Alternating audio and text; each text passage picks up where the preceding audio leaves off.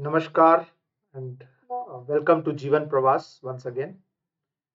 So I'm Naveen Badrinarayan here, and today's session is a very interesting session on a simple topic called prayers. Now, let me share with you, and this is especially for the youth or this generation. And my message is primarily to the youth of this generation here, Gen Z, what we call.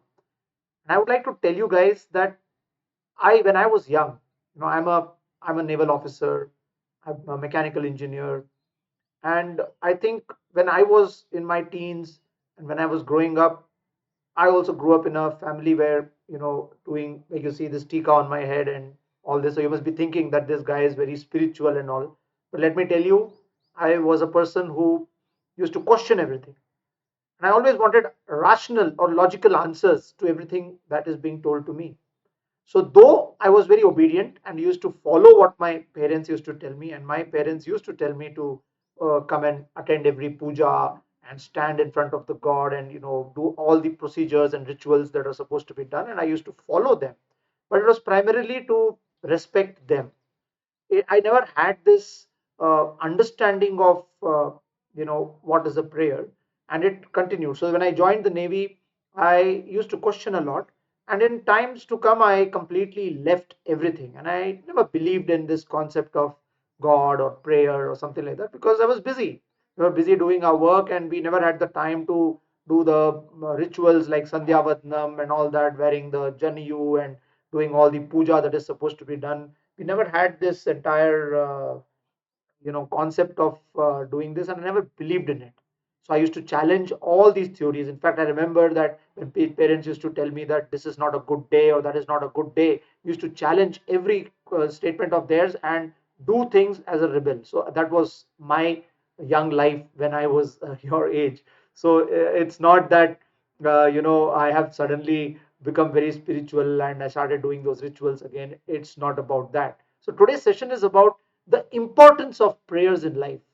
And I think after reading the scriptures, after having gone through this entire life journey, which I called it Jivan Pravas, is nothing but life journey. So I'm just sharing the life journey that I have gone through, and hopefully there will be certain takeaways of yours from here. So as we progress in life and as I've read the scriptures and I've tried to understand the logic or the reasoning behind the prayers, a lot of things started coming to light, and it is almost so logical and so rational that now it's difficult for me to say that prayers are useless. No, prayers are never useless. The prayers have a great importance in our life, and it is important for us to understand that. So my question is, if you ask yourself today, and I was watching this episode, and most of these takeaways are from the readings that I've done, and I've been watching this episode of a great Vedantic teacher in the modern times, is Nima Majumdar, and I've been listening to her, and she's like a guru to me, though I've never met her, though I don't know her, but I have taken a lot of things from her lectures, and it really hits me hard as to how I could miss a very simple topic like this in my young days. And that's the reason why I want to spread it across to the entire youth out here, that prayers are extremely critical and important for all of us to practice in our daily lives. Now, why do I say this? Let's understand the logic behind it. See, if I ask question to everybody out here, how many of you have got everything that you wanted in life? Always. You put in effort, you want something, you put in effort, and you get it. Do you always get everything that you want? Anyone here who says that I get everything that I want? I'm sure the answer is not a single person. Now, you want something, you make a plan, you work for it, you put in effort, and obviously you get an outcome. But is that outcome exactly what you desired in the first place? It is never going to be. Because what we don't realize is, if you look at this entire world and the cosmos around us, it is a very beautiful, intelligent design, right? Everything around us, whether you look at the plants, you look at the animals, you look at everything, it's a beautiful, intelligent design. And everything has got a science behind it, has got a logic behind it. So do our bodies, so do the work that we do. And everything is like I put in effort, I get an outcome. I put in effort, there's no doubt about it. However, there is always variations that happen in the outcome that we get, isn't it? Some of these variations are something that we can decipher. That means we can put our mind to it and say, why did this not happen? And I do some fishbone analysis, root cause analysis, and I come to an understanding. But there are always certain variables which are hidden from us. Always. Now, this is the point that I'm trying to make here is these hidden variables are not in your control, my control, or anyone's control. Why? Because unknowingly, or we don't think about it, we are all connected in some way or the other. Every action that I take is causing an impact on everything around us. The whole universe is connected. Just imagine how beautiful this is. This design is so beautiful that every single action of ours is impacting every single other thing in the universe in some way or the other. And we cannot fathom out how these connections are so beautifully interconnected. There are so many interconnections. For me to drink water, for me to eat food, everything around me has to work in a particular manner for me to get that morsel in my mouth, right? You understand what I'm saying, right? From a farmer who's growing the vegetable to the food processing industry, to the shopkeeper, to the retailer, to the person who cooks the food and the plate. And I mean, it's a huge, connected world that we live in. That means every action is connected to everything else.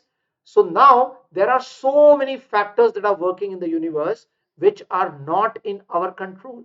So I am putting in my planning, I am putting in my effort with a limited understanding of what I expect to come as an outcome with the science that goes into whatever I do. However, every action of mine is going to create a reverberation or a vibration in the universe, and some factors are going to play which I probably am not aware of and I cannot control. So, what do we do about it? Do we just lie down and say, Jo hoga so hoga, jaise hoga hone do? Or we actually start thinking, because every action has to have a thought preceding it. So if I start thinking about what I'm going to do, I also have to start thinking about the hidden factors that are there. Yes, I do not know what they are, but there are hidden factors, there are hidden variables which are going to impact my outcome. Now if I do not know anything about those hidden variables, then a scientific mind would say, what do I do about it? So when I cannot do anything about it, just leave it. Yes, you have to leave it. You don't have a choice. You cannot do anything to those hidden factors. However, the prayer comes as a method which is mentioned in our scriptures by which we are actually connecting our thoughts to the universe and trying to harmonize our thoughts, our actions, and make it more peaceful and harmonious so that, somewhere the probability of those factors coming as an obstacle or coming as a facilitation, it will depend on how much effort I am trying to harmonize myself into the universe. And how does harmonizing happen? It happens by a thought. And how does this thought get generated? By our prayers. So prayer is not about, going and offering flowers or doing some rituals and thinking that there is some God sitting out there who is going to come and do something, a magic, and make things all right. No, it is more about trying to think about the right way to do something. It's about, telling this whole world and the cosmos, which are anyway connected, saying that I want to help. I'm here to do something good. I'm here to transfer something, create something valuable, and I'm trying to harmonize. So when you do these prayers with connecting the universe, when we are doing prayers, most of our prayers, which I'm going to cover in the next sessions, all the prayers mentioned in the Bhagavad Gita, they're actually their mantras, they are prayers. And each of these shlokas, everything starts with a shloka, which is a prayer, and this prayer has a very deep meaning, and we will cover this as we go by. Each shloka is not about trying to please somebody or appease some god sitting out there. No, not at all. It is about connecting to the entire elements of the universe and trying to harmonize, trying to request or trying to pray, saying that let me get the power, let me get the protection, let me get the support and cooperation of the entire universe so that the probability of me achieving success in my endeavors is higher. That's it. So it's all about a probability theory. That means I am putting in effort, but that effort also includes this additional component of prayer. So if I add one more component in anything, it is going to change, right? That means, as I said, I am putting in effort, I'm getting outcome. Similarly, if I'm adding that effort in a prayer, talking about harmonizing of my entire efforts in the universe and trying to connect the things beautifully in a harmonious way and requesting for support and cooperation, something is going to change in the vibrations around, isn't it? We do not know what. And I'm not saying for sure that if I ask for a prayer, that prayer is going to get fulfilled and I say, I want this and it is going to come. No, I'm not saying that. But I'm saying that that little bit of effort from my side, whatever I have done, that prayer that I've put in, is going to change the circumstances around me a little bit. And that little bit is going to add to the positive probability of me achieving my outcome in my endeavors. So that's the whole concept. That means a prayer is definitely adding some positive value to the entire universe around and creating a small bit of a vibration from whatever you have done to ensure to enable a little bit of higher probability of achieving success in our endeavors. So if I put in more effort in the prayer, the probability is going to go up. So that means if somebody is taking a lot of effort to do prayers, we should not stop them. It is not blind superstition. It is a connectivity with the universe. It is a connect, but we have to do it with the right intention. If I do it with the wrong intention of creating more disharmony in the universe, it is not going to work. When I do it with the right intention that I'm creating value, I'm trying to support things around, I'm trying to help things around, please cooperate, please protect me, please ensure that things go well, please ensure that this work that I'm going to do is going to do very well. This is the intention of what the scriptures are trying to tell us, how we should start any activity. Before we start the activity, we always start it with a prayer.